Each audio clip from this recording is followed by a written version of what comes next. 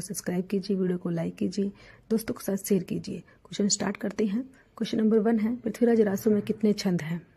तो छंद बताने हैं हमने कितने हैं पृथ्वीराज रासो में। 69 है, 68 है, 59 है या 58 है।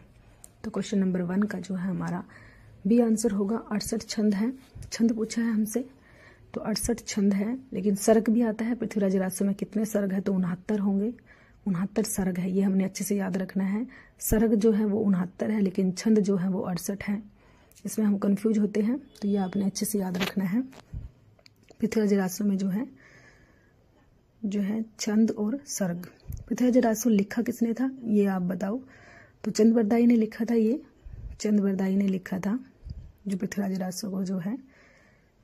चंद बरदाई को जो है क्या कहा जाता है?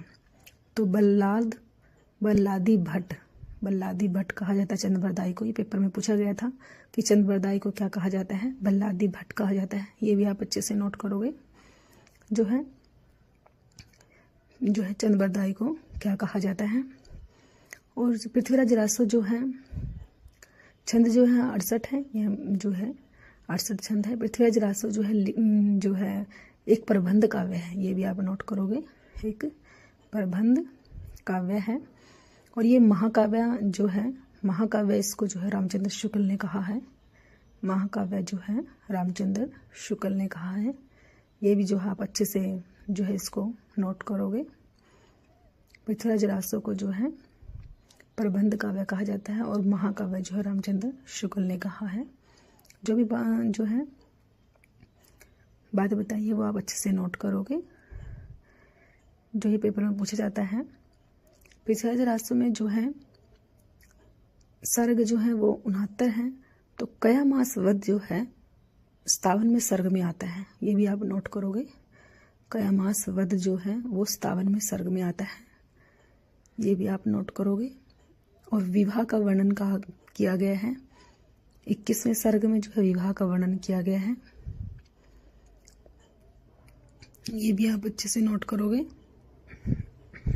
जो सभी बातें बता रही हूँ वो पेपर में पूछी गई है, इसलिए आपको एक ही जगह पर सारी बातें बता रही हूँ ताकि आप अपने अच्छे से नोट्स बना सको और उनको याद कर सको। जो है पृथ्वीराज रासो में जो है सर्ग बताए हैं। तो इसमें रमा कवयित्री के बारे में, रमा कवयित्री है जो वो कौन है? 10 पुत्र जो है चंद बरदाई के 10 पुत्र है और एक पुत्री है। 10 पुत्र है और एक पुत्री है। जो एक पुत्री है उसी को रमा कवयित्री कहा गया है। रमा कवयित्री जो है किसे कहा गया है? जो चंद बरदाई की जो है लड़की है, एक पुत्री है, उनको कहा गया है रमा कवयित्री। इसके बारे में पूछा गया था। तो क्वेश्चन नंबर 2 है, भक्ति काल के उदय के संबंध में असंगत है। असंगत बताना है हमें। क्या है असंगत? मैक्स वेबर ग्रिएशन ईसाइत की देन, रामचंद्र शुक्ल पराजित हिंदू मनोवृत्ति, इस्लाम की प्रतिक्रिया, हजारी प्रसाद द्विवेदी भारतीय चिंतन धारा का स्वाभाविक विकास। जो है ए, बी और सी ये तीनों सही हैं। हमने असंगत बताना है तो डी जो है वही असंगत है हमारा। मुक्तिबोध ने कहा ये अरबों की देन है, अरबों की देन नहीं है, तो डी असंगत है। तो क्वेश्चन नंबर 2 का जो हमारा डी आंसर होगा। ए, बी और सी जो है वो बिल्कुल सही है, लेकिन डी जो है वो गलत है। यही जो है गलत है वो डी हमारा। ये आप अच्छे से नोट करोगे, डी गलत है। क्वेश्चन नंबर 3 असंगत है। असंगत क्या है इसमें? नाथ शून्यवाद और गुरु का महत्व कहते हैं। नाथ जो है, सिद्ध जो है उलट बासियों का वर्णन करते हैं। बौद्ध जो है अहिंसा के बारे में कहते हैं। तो असंगत बताना है। इस्लाम जो है ए, बी और सी जो है बिल्कुल सही है, लेकिन इस्लाम मूर्ति पूजा का खंडन और प्रेम भाव नहीं कहते हैं। यही जो है असंगत है हमारा। असंगत है ये सुक्कियों के बारे में वर्णन करते हैं। जो है इस्लाम जो है। क्वेश्चन नंबर 3 का डी आंसर। क्वेश्चन नंबर 4 प्रतिभा उनमें बड़ी प्रखर थी, किसके बारे में कहा गया है? Most important question. प्रतिभा उनमें बड़ी प्रखर थी, किसके बारे में कहा? हजारी प्रसाद द्विवेदी, रामचंद्र शुक्ल, कबीर या धर्मदास, किसके बारे में ये लाइनें कही गई हैं? मोस्ट इंपोर्टेंट है, लाइनें पेपर में बार बार आती है। तो क्वेश्चन नंबर 4 का जो है सी आंसर होगा। कबीर के बारे में कहा है ये, और ये जो है रामचंद्र कबीर के बारे में कहा है, रामचंद्र शुक्ल ने कहा है, ये भी आप नोट करोगे। रामचंद्र शुक्ल ने कहा है प्रतिभाओं में बड़ी प्रखर थी, कबीरदास के बारे में।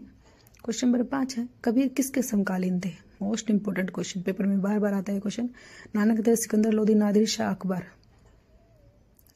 क्वेश्चन नंबर 5 जो है वो बी होगा, सिकंदर लोधी के समकालीन थे कबीरदास जी जो है। क्वेश्चन नंबर 6 आचार्य रामचंद्र शुक्ल ने भक्ति काल को कितने प्रकरणों में विभाजित किया जो है, कितने प्रकरण हैं। क्वेश्चन नंबर 6 जो है 3 प्रकरण, 4 प्रकरण, 5 प्रकरण या 6 प्रकरण। तो रामचंद्र शुक्ल ने जो भक्ति काल को कितने प्रकरणों में बांटा है, तो 4 में बांटा है, बी आंसर होगा। भक्ति काल को जो है 4 में बांटा है। क्वेश्चन नंबर 6 का जो है बी आंसर। क्वेश्चन नंबर 7 आचार्य रामचंद्र शुक्ल ने भक्ति काल की समय सीमा निर्धारित की है। तो मोस्ट इंपोर्टेंट क्वेश्चन, पेपर में बार बार आता है। रामचंद्र शुक्ल जी के अनुसार जो है क्या समय सीमा है, यह आपने अच्छे से जो है याद रखना है। संवत 1375 से संवत 1700 है। क्या समय सीमा है इसकी, ये बताना है हमें। क्वेश्चन नंबर 7 का जो है रामचंद्र शुक्ल ने जो संवत में भी दिया है, और जो है संवत 1375 से संवत 1700, संवत 1300 से संवत 1700, संवत 1700 से संवत 1900, संवत 1370 से संवत 1695 जो है। तो ये आंसर होगा। भक्ति काल की समय सीमा जो है संवत 1375 से संवत 1700 तक है रामचंद्र शुक्ल के अनुसार जो है भक्ति काल की समय सीमा। ये रामचंद्र शुक्ल के अनुसार जो संवत में जो दी गई है वो आपने अच्छे से याद रखनी है, क्योंकि इनमें से जो है पूछा जाता है बार बार पेपर में। कभी आदिकाल की पूछ ली जाती है, कभी भक्ति काल की, कभी रीति काल की, और कभी जो है आधुनिक काल की। तो आपने 4 जो है अच्छे से याद रखनी है। तो रामचंद्र शुक्ल के अनुसार जो है क्या समय सीमा निर्धारित की गई थी भक्ति काल की, वो ए आंसर है। संवत 1375 से संवत 1700 जो है रामचंद्र शुक्ल के अनुसार जो है आपने अच्छे से एक बार जरूर अच्छे से उसको याद करना जो है, इस जरूर पेपर में पूछा जाता है। क्वेश्चन नंबर 7 का जो है ए आंसर होगा। संवत 1375 से संवत 1700 जो है समय सीमा निर्धारित की रामचंद्र शुक्ल ने। क्वेश्चन नंबर 8 भक्ति आंदोलन को पराजित मनोवृत्ति का परिणाम मानने वाले विद्वान वर्ग में शामिल नहीं है जो है। भक्ति आंदोलन को पराजित मनोवृत्ति का परिणाम मानने वाले विद्वान वर्ग में शामिल नहीं है। बाबू गुलाब राय, रामकर वर्मा, रामचंद्र शुक्ल या हजारी प्रसाद द्विवेदी। तो क्वेश्चन नंबर 8 जो है डी आंसर होगा, हजारी प्रसाद द्विवेदी। क्वेश्चन नंबर 9 भक्ति आंदोलन को बिजली की भांति त्वरित उदित मानने वाले विद्वान हैं। क्वेश्चन नंबर 9 जो मिश्र बंधु, गिरिशन, गार्सदत्ता, सीसी सिंह सेंगर। क्वेश्चन नंबर 9 जो है तो बी आंसर होगा Grierson. Question number 10 Acharya Ramchandra Shukla ने अपने इतिहास ग्रंथ में भक्ति कालीन कवियों का अध्ययन क्रम रखा। तो कौन सा अपना राम मार्गी, कृष्ण मार्गी, प्रेम मार्गी, ज्ञानाश्री, प्रेम मार्गी, ज्ञानाश्री, राम मार्गी या कृष्ण मार्गी, ज्ञानाश्री, प्रेम मार्गी, राम मार्गी या कृष्ण मार्गी, ज्ञानाश्री, प्रेम मार्गी या कृष्ण मार्गी। तो बताना है हमें। क्वेश्चन नंबर 10 का बताना है रामचंद्र शुक्ल के अनुसार क्या क्रम रखा भक्ति कालीन कवियों का। तो ज्ञानाश्री आएगा, फिर प्रेम मार्गी, फिर राम मार्गी, फिर कृष्ण मार्गी। तो सी आंसर होगा। क्वेश्चन नंबर 11 भक्ति आंदोलन को लोक जागरण की संख्या देने वाले विद्वान हैं। भक्ति आंदोलन को जो है लोक जागरण की संख्या किसने दी थी। क्वेश्चन नंबर 11 का जो है ए, बी, सी या डी इनमें से बताना है किसने दी थी। तो सी होगा, रामविलास शर्मा ने दी थी। क्वेश्चन नंबर 12 दिव्य प्रबंधनम के संकलन करता है। तो कौन है, यवनाचार्य, कुलशेखर, रंगनाथ मुनि, पुंडरीकाक्ष। तो क्वेश्चन नंबर 12 जो है सी होगा, रंगनाथ मुनि। क्वेश्चन नंबर 13 भक्ति आंदोलन को एक जातीय और जनवादी आंदोलन के रूप में देखने वाले आलोचक हैं। क्वेश्चन नंबर 13 जो है भक्ति आंदोलन को एक जातीय और जनवादी आंदोलन के रूप में देखने वाले जो है आलोचक कौन से हैं।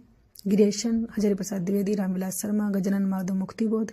इन्हें से बताना है कौन से आलोचक हैं। क्वेश्चन नंबर 13 तो सी आंसर होगा, रामविलास शर्मा है। क्वेश्चन नंबर 14 अपने पारुष से हताश जाति के लिए भगवान की शक्ति और करुणा की ओर ध्यान ले जाने के अतिरिक्त दूसरा मार्ग ही क्या था? पंक्ति के प्रयोक्ता हैं हजारी प्रसाद द्विवेदी, गणपति चंद्र गुप्त, रामचंद्र शुक्ल, रामकर वर्मा। तो क्वेश्चन नंबर 14 जो है इसमें से बताना है। तो सी आंसर होगा, रामचंद्र शुक्ल ने कहा है। क्वेश्चन नंबर 15, निम्नलिखित में से कौन सा युग्म सुमेलित नहीं है? सुमेलित नहीं है ये बताना है हमें। सांख्य दर्शन जो है कौन सा? कपिल देव, योग दर्शन पतंजलि, चावार्क दर्शन जीविक, या स्यादवाद दर्शन पार्श्वनाथ। तो सी ही जवाब सुमेलित नहीं है। क्वेश्चन नंबर 16, रामानंद की शिष्य परंपरा का सही कालानुक्रम होगा? रामानंद अग्रदास कृष्णदास बिहारी, बी होगा या सी होगा या डी होगा? क्वेश्चन नंबर 16 का जो है कौन सा क्रम होगा ये बताना है हमें। तो बी होगा, रामानंद, फिर अनंतानंद, कृष्णदास बिहारी और अग्रदास। बी आंसर होगा। क्वेश्चन नंबर 17, उदासी संप्रदाय का परिवर्तन किसने किया? उदासी संप्रदाय का जो परिवर्तन, श्रीचंद, चक्रधर, पुंडलीक, सहजानंद। क्वेश्चन नंबर 17 जो है उदासी संप्रदाय का परिवर्तन जो है ए होगा, श्रीचंद ने किया। क्वेश्चन नंबर 18, आदि ग्रंथ में कबीर के कितने पद प्राप्त होते हैं? 470 पद, 471 पद, 472 पद, 473 पद। तो क्वेश्चन नंबर 18 जो है आदि ग्रंथ में कबीर के कितने पद हैं? तो बी होगा, 471 पद हैं। 471 पद हैं। क्वेश्चन नंबर 19, बीजक के संपादक हैं। बीजक के संपादक कौन है? धर्मदास, संतदास, चरणदास, उदयदास। तो क्वेश्चन नंबर 19 में बीजक के संपादक ए होगा, धर्मदास जी हैं। क्वेश्चन नंबर 20, कबीर की भाषा को पंचमेल खिचड़ी की संज्ञा है? संज्ञा दी है, किसने दी? रामचंद्र शुक्ल, हजारी प्रसाद द्विवेदी, रामकर वर्मा, श्याम सुंदर दास। क्वेश्चन नंबर 20 जो है कबीर की भाषा को पंचमेल खिचड़ी किसने कहा? तो डी होगा, श्याम सुंदर दास ने कहा। पंचमेल खिचड़ी जो है